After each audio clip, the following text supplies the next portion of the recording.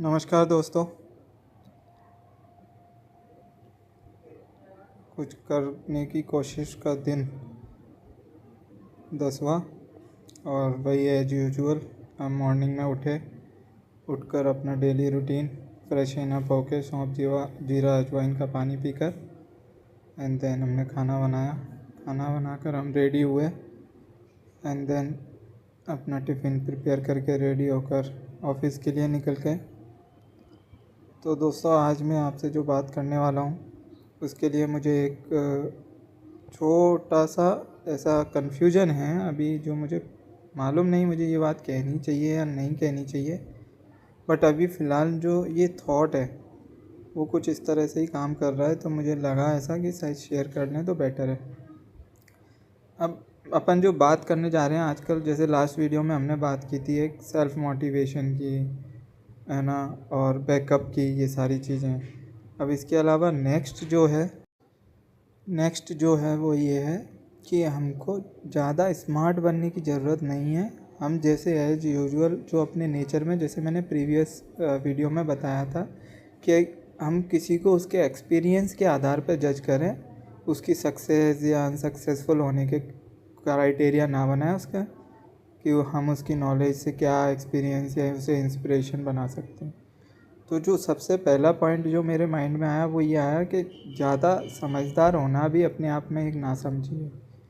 आप जब तक नासमझ बने रहेंगे चीज़ों को एंजॉय कर पाएंगे, लाइफ को अच्छे से एंजॉय कर पाएंगे। बट जैसे ही आपकी ऑब्जर्वेशन हर चीज़ के प्रति रिएक्टिव हो जाएगी या फिर आप हर चीज़ को लेके रिएक्ट करने लगेंगे, तो आपको कुछ प्रॉब्लम्स फेस करनी पड़ेंगी। जैसे आप टाइम से पहले उस चीज़ से अवेयर हो गए तो बहुत ज़्यादा इनसिक्योरिटी में जिएंगे आप, उस चीज़ को लेके ओवर थिंकिंग करेंगे। ओवर थिंकिंग करके वो थॉट्स आपके जो आउटपुट को इम्पैक्ट करेंगे, आपको कुछ करने से रोकेंगे नहीं, बट आपको कुछ करने भी नहीं देंगे। ट्राई करने का सोचोगे बट वो ओवर थिंकिंग आपको वापस से वहीं लाकर खड़ा कर देगी कि आपके मन में जो विचार आ रहे हैं। तो इसलिए उनको ये है कि थॉट्स अलग चीज़ हो गई, बट आप जो करना चाह रहे हो वो अलग चीज़ है। लेकिन पॉइंट ये है कि ना समझ बने रहें, मतलब कि कोई चीज़ है उसको इतना ज़्यादा ज्ञानवान या फिर ऐसे अपन नॉलेजेबल बन के जब उसे ऑब्ज़र्व करते हैं, तो उसमें एक दिक्कत यही आएगी सबसे बड़ी, कि हम उन चीज़ों की डिटेलिंग में जाने लगते हैं। और जब उन चीज़ों की डिटेल्स में जाएंगे हम, उन चीज़ों की डिटेल्स में जाने के बाद फिर वो चीज़ों के हर एक पहलू हमें नज़र आएंगे, छोटे छोटे उनके प्रो और कॉन्स हमें दिखने लगेंगे। और वो जैसे प्रो और कॉन्स दिखेंगे तो फिर हम उन चीज़ों के प्रति अपना नज़रिया बना लेंगे। और वो जो नज़रिया है दोस्तों, वही नज़रिया होता है, वो डिसाइड करता है कि आप आगे जाकर कैसे किस तरह से चीज़ों को इम्प्लीमेंट करेंगे अपनी लाइफ के लिए। और ये बात सिर्फ एक किसी वर्क की या लाइफ की नहीं कर रहा हूँ, इन जनरल बात करी है मैंने, कि ये जो एक समझदारी है ना, ये मतलब स्मार्टनेस, ये मटेरियलिस्टिक है बहुत। मतलब मेरा ये मानना है कि हमें कहीं ना कहीं किसी पॉइंट पर थोड़ा सा बेवकूफ़ बने रहना बहुत ज़रूरी है। अगर हम बेवकूफ़ नहीं रहेंगे तो चीज़ों से बहुत ज़्यादा ही अवेयर हो जाएंगे। और वो जो अवेयरनेस है वही आपको थोड़ा सा पुश बैक करेगी। तो दोस्तों ठीक है, ये एक समझदारी की बात हुई। इसका मतलब मैंने ये भी नहीं बोला है कि हम बिल्कुल ही चीज़ों को फॉर ग्रांटेड लेना शुरू करें। एक चीज़ के लिए एक लिमिट तक हम सोचें, एक लिमिट तक हम उसके बारे में रिएक्ट करें। हम अपना फोकस करें कि हमें उससे कैसे निकलना है, उसका क्या सॉल्यूशन कर सकते हैं, वो सबसे बेटर ऑप्शन है। अगर हम ऐसे चीज़ों के बारे में ओवर थिंक करेंगे तो फिर हम कुछ करने में बहुत ही प्रॉब्लम होगी या फिर डरेंगे। अब पॉइंट यही है कि कैसे, क्या, क्यों सोच आती ही है मन में, तो उन सोचों को रोकने के लिए उन सोच का ये सॉल्यूशन है कि आप जब भी कोई चीज़ प्लान कर रहे हों तो उसे प्लान ना करें, पहले उसे नोट डाउन करें आप कहीं, कि मैं ये करना चाह रहा हूँ। फिर उसकी कुछ अच्छे पॉइंट्स और कुछ बुरे पॉइंट्स दोनों नोट डाउन करें। जब आपको उसके जो पॉजिटिव पॉइंट्स हैं वो और नेगेटिव पॉइंट्स हैं वो ज़्यादा स्ट्रॉन्ग लग रहे हैं, अगर नेगेटिव ज़्यादा स्ट्रॉन्ग लग रहे हैं तो उस चीज़ के बारे में एक बार हमें वापस से सोचना चाहिए। और अगर पॉजिटिव लग रहे हैं तो उस चीज़ को हम अपनी लाइफ में आगे इम्प्लीमेंट कर सकते हैं। इसका एक सीधा सा फंडा ये है कि अगर आप ऐसा करते हैं तो आपकी ऑब्जर्वेशन बिना उस चीज़ को ट्राई किए भी आपकी ऑब्जर्वेशन अच्छी हो सकती है।